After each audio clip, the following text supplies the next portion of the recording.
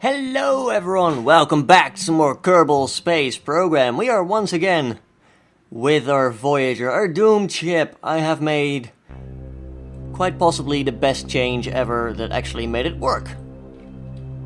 You can see over here, we've added a new strut that goes all the way over here.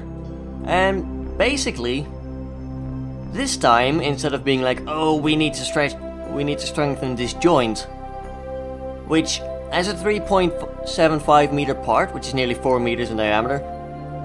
This is like the length of 2 humans. You would think that something that is 2 humans wide would have a strong link, but apparently not. So what we've done instead is we've strengthened the mass over here, instead of over there at the joint. And this seems to spread the load out a lot better than actually just reinforcing over here and hoping that we can brute force it. So as it sounds, right now this works. We are in a 25 kilometer orbit above Minmus. I think it's time we send out the lander, which we still have to redesign at some point. For now, what we're gonna do is we're gonna hit the quick save. I'm gonna be doing that a lot and just making sure that we actually get this to work. I'm gonna be undocking this beauty. It's actually doing a remarkable job of getting out of there. That's good, you know, that's good. Try and give some RCS puffs. Come on, you know you want to. I think we might be able to get out of here at some point. Crap, I did not refuel it. There's the quick save for, Jesus Christ. Yeah, probably a good idea to give it some extra fuel. So that we can actually land and get back. I'm smart.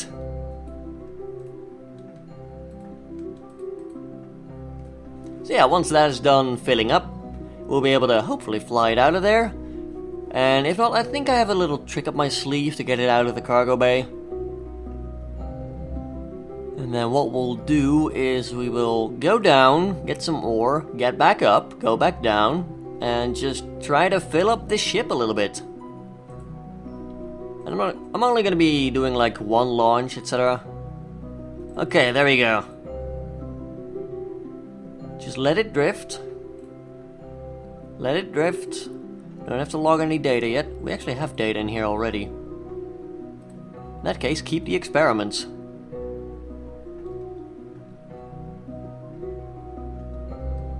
Nudge it along a little bit. We don't have a lot of electric charge to play around with, unfortunately.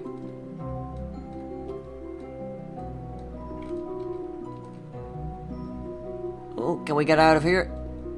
Actually, at this point, we just, you know, hit F5, or hit the 5 times speed option, rather. We're still slowly losing energy, even though we're not holding anything. I think that might be... Now, we don't have a probe on here, if I recall correctly. So we shouldn't be losing any energy to that. I'm not quite sure. Oh well. We'll hit RCS just a little bit more. I think we're now safe to deploy the... There we go. Just deployed them for now. We need to wait until we're in the daytime, unfortunately, until we can actually do something here. There we go. I think what we might do is aim for those flatbeds to make landing easier. I gotta say, I thought our orbit was a bit better than that. Well, that's just how it goes, I suppose. Add a maneuver. Just wanna make sure that we sort of land over there. That'd be great. Right, we are 650 meters away from it, that's all fine. We'll start pointing ourselves retrograde. Thankfully, this does rotate pretty damn quickly. And there's our previous landings. I don't wanna land on hills if that's all possible.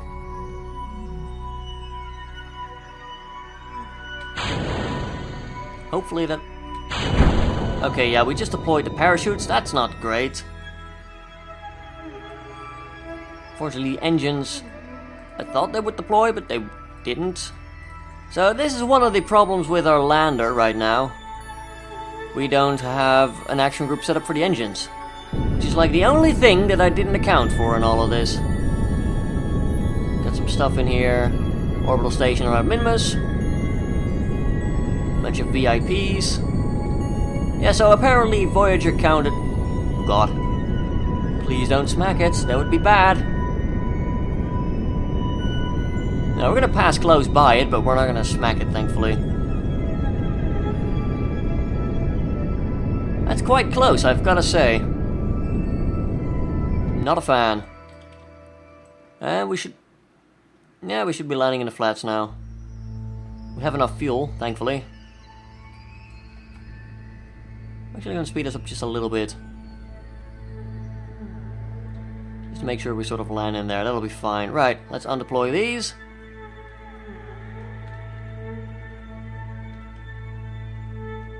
Yeah, so I'm definitely learning some things about this lander here and things that I don't like. Mostly the lander. Could have done a way better job with it. That's all the things you learn in practice. Now what I might do is I might burn radial just a bit. Just to try and get us to land on the flat side. We have enough fuel, so by all accounts. Yeah, there we go. That'll help. It's going to be hard enough trying to land this monstrosity. It's going to be even harder if we're going to land on a slope. Report in space near Minmus. We might want to bring one of those regardless. We'll have to gather up all the data, etc. Start deploying the heavy lander legs just in case.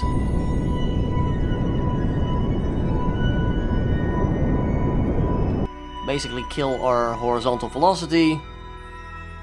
And we'll start falling towards the surface. That'll be okay. And then soon, hopefully, we will be perfectly safe on the surface. Quickly deploy the drills and solar panels, just very quickly. I might add some like passive solar panels on here, or maybe an RTG, so that we're less reliant on solar power. And so that we don't run out of power when trying to dock this with the mothership. That's also quite a good idea.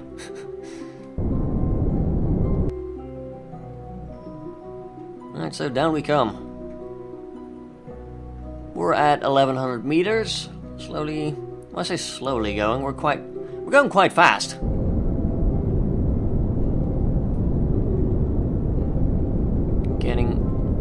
We might want to speed up just a bit.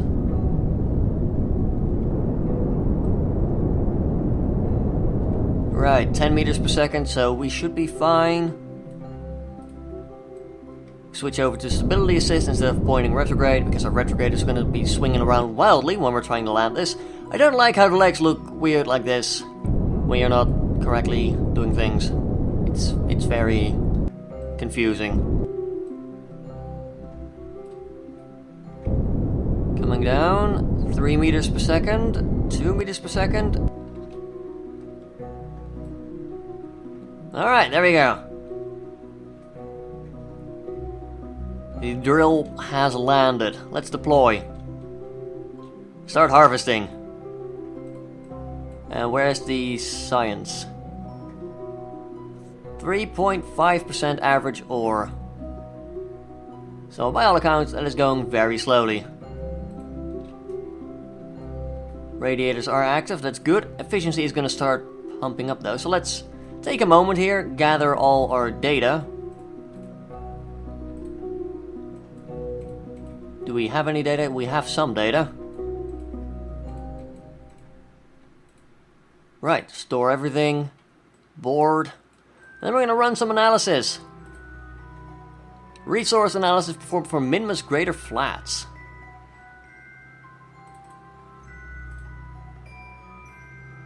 We still need stuff from the orbital scan, alright. That makes sense, I suppose. Yeah, we're just gonna wait here for a while. We're gonna be drilling for some ore. It's slowly getting to the point where it's getting a little bit more efficient, but it's gonna take a long time before we fill up, I think. It's gonna be very annoying.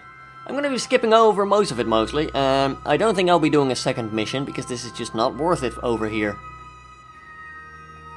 It took that long to get 0.001 units of ore.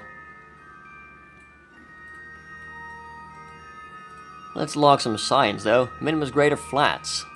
Seismic data.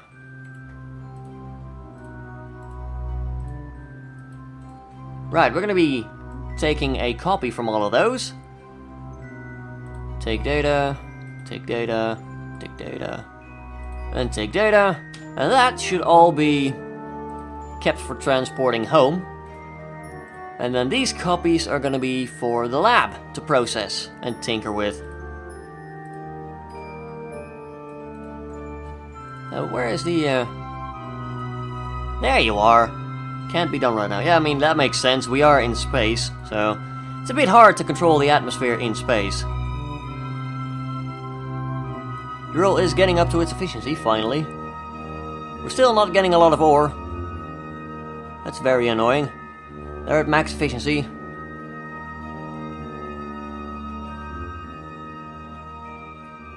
Right, I'll be back! Alright, well, we finally managed to fill up our ore tanks. It took like... I kid you not. It was like 12 or 13 days to get some ore. It was ridiculous. We're gonna have to make a better designed lander that... I don't know, we might go for a smaller size? And... I don't know. It's gonna be really weird to figure out. We might attach it on the back, actually, and just make this lander a planetary lander, and a better one.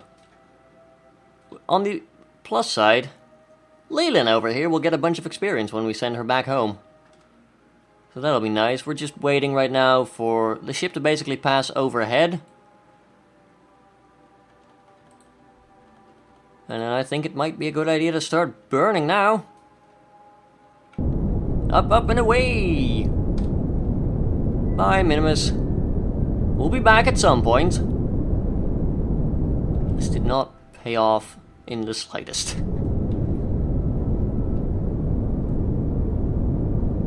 don't get me wrong, I'm perfectly aware that these smaller drills are not as efficient or as fast. But I don't think we can afford to spend 14 days to get a tiny bit of fuel back when our ship can hold nearly 30,000 units of ore. Liquid fuel, I mean, like 28,000 liquid fuel, 22,000 regular fuel, oxidizer, not regular fuel. But yeah, the ship is now a lot heavier because we are carrying a ton of ore. You could probably well imagine. So that's gonna make the rendezvous a lot of fun.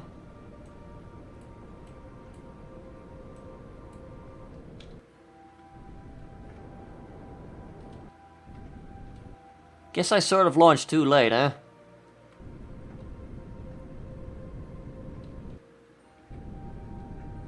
Right, well, we could just brute force it, I guess. Alright, there we go. Unfortunately, we have set our focus to Minimus, which is not what I want for things like this. And there we go, we just messed it up again, so just... There we go.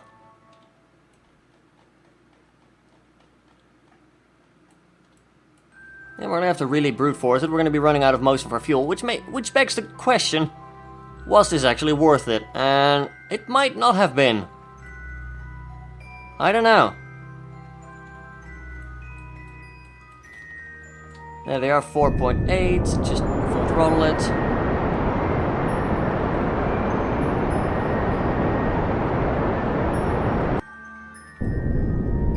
Seven meters, and we should be ready to get into docking position soon.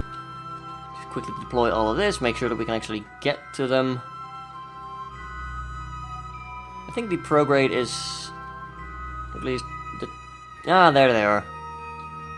Target's right over there, so we're just gonna activate our RCS for now. We're just gonna chug along. Orbit is messed up, but we are technically in space, which is a plus.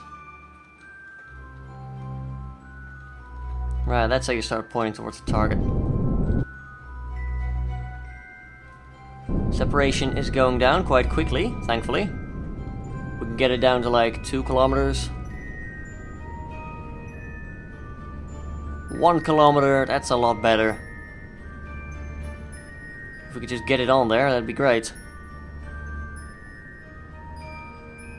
400, 300. I think that suffices. That suffices. There we go. Just deactivate RCS quickly. We wasted a lot of our fuel this time. Like, getting down was really easy. Getting back up with a bunch of ore, not as easy at all. We are now loading in, I think. Yep. We are below 2 kilometers, so it's like, oh my god! Why do you have to make me suffer through loading all of that? To which I say, bleh. Suck it up. Alright, there we go. We're gonna start retroactively burning RCS. So we can save some of our fuel, since we are basically going down to the planet to get a bunch of fuel.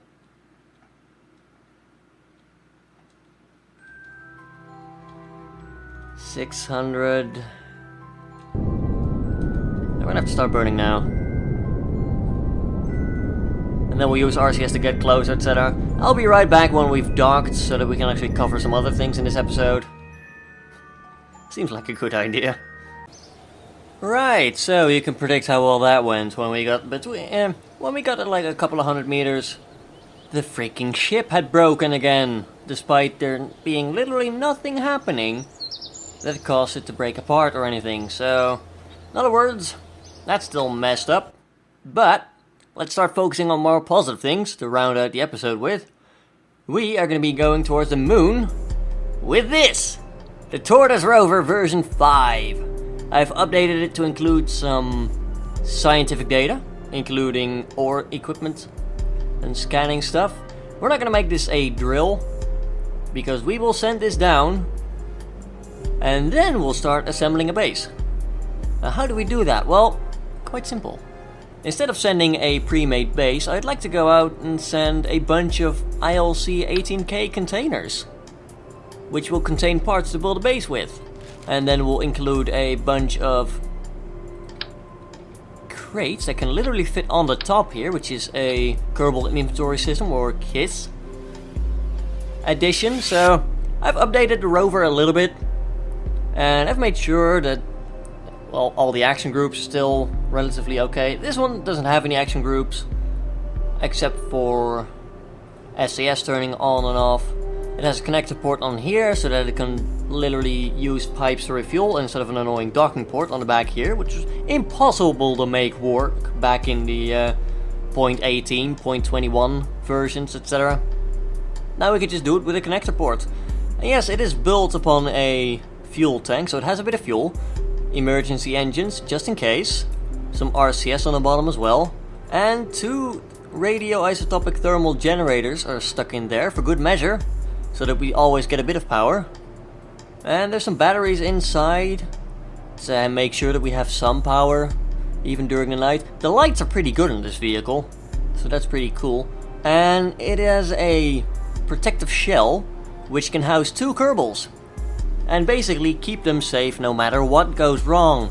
I don't know if you've seen it, but a couple of years ago a YouTuber called Nussalt, who eventually joined the squad development team, he actually used an earlier version of this rover in one of his videos. It was called Mechjeb, and it plays on Minmus.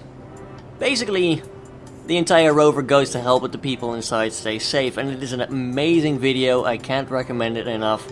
I still go back and watch it occasionally, but let's talk about some proper things now. Let's quickly add a temporary Mark 1 command pod on the back here, so we can have a fresh engineer just climb in there.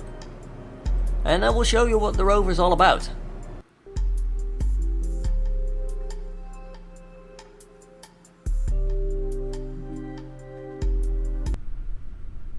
Right, There we are. Now you need an engineer of level 3 or higher to be able to repair these wheels, so we'll have to sort something out on that front at some point. But yeah, let's activate brakes, take a look at the lights. Very wide arc on the front here, because we have 4 lamps, well 5 technically. This one doesn't do all that much, it basically only fills in this little area over here, with a little arc here, which is already covered. But I like having it anyway, just to make sure that we absolutely see every bump that we need to see. Some rear lights, the rear isn't as important, but if you're backing up into something, you want to see the terrain and make sure you don't bump into it too hard. Let's look at the lights done. If we do eventually flip ourselves over on any planet, we can flip these legs and we'll be able to right ourselves. Now as it stands, I think we might be able to break our wheels. Nope, we're fine. I had an issue earlier where during testing I broke one of the wheels with that, but we seem to be fine now, so that's good. Yeah, we've got those legs on the side to park ourselves up, quite literally, or just flip ourselves back over, make sure we're not stuck anymore, which is always nice. So we'll get our engineer out here, gets flung out right away. Thank you, game. Now you might say like, hey, why is there no ladders? We don't need a ladder. And even better, if we were to just... Oh god. There is sometimes an issue of getting stuck inside these wheels, I will say that. Kerbal, can you... Yep, there we go, thank you. You don't need to technically climb up, you can just board the seat from there. Now we can control the vessel from here and everything will be wonderful. But what if we want to leave, you say? It doesn't look very easy to exit. Well, that's quite simple. You just get thrown on top of it. And here we have the cargo containers. We can carry 2,000 volume worth of stuff, so we'd have to do 6 trips in order to empty one of those 18k containers. But what use are they when you can just have them on here? Not a lot, you might say. Now we're carrying it. And we can literally just walk all over the place with it. We can't run, because our speed has been drastically reduced. Because of course we're carrying a giant heavy thing on our back. But yeah, that's how we can literally start building our base. So that'll be quite awesome when we get there. And then when we're done with it, we can just drag it out. We're a bit too far away. But we can attach it to certain mounting points like that. We might even design a special rover that is made to carry multiple crates of these. As it stands, the Tortoise is basically a rover designed to keep your folks safe at all costs. And because of those 2 radiothermal generators, it is quite a cost. But it's nothing like the Scorpion rover. I'll be trying to modernize that and bring it into the series as well at some point. I think we might see that one on Duna a lot. Whereas this one might... Well, I think we'll send the Tortoise to Duna as well, but it's mainly going to be serving on the moon. I don't know, it just looks like a cool heavy duty rover. Now with science aperture for easy access, we can do things like analysis on the Kerbal shores, all that stuff. We can get gravity data from the Kerbal Space Center. Wait, it's not from the runway? Apparently we're not at the runway, that's interesting. No, I don't think you can get the data, but oh well. That is literally just something else. It's a nice runway. But yeah, that's basically a quick look at the Tortoise. We'll take a quick look in the actual spaceplane hangar to take a better look at the more specific parts, like center of weight, which is very important in a rover. And one of the reasons why I actually designed it around that fuel tank on the bottom. Unknowingly. I just went with the old thing like, hey, if we're going fast across the terrain, we might get flung up in the air at some point, so we might need RCS or fuel to slow ourselves back down. And it unintentionally resulted in one of the best Kerbal action movies I've ever seen. But all that aside, let's take a look at our center of mass. Quite low to the ground, as you can see, which is pretty nice. And these containers do weigh a little bit. I'm curious to see if actually filling them up will do something. We can always try that. Yeah, that's too much. Okay. 400, 900. Well, mass isn't all that high, which is a thing, I suppose.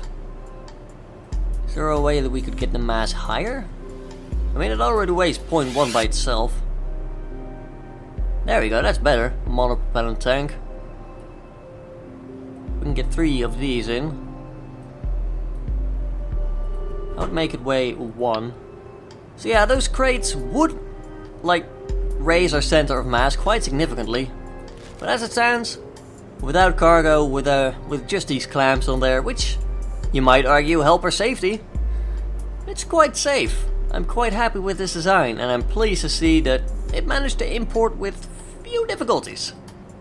So that is what we're going to be launching to the moon next time. With a crew. I'm going to be trying to get my crew back from the Voyager, because there's just no use in having the Voyager be manned and all that stuff when nobody actually...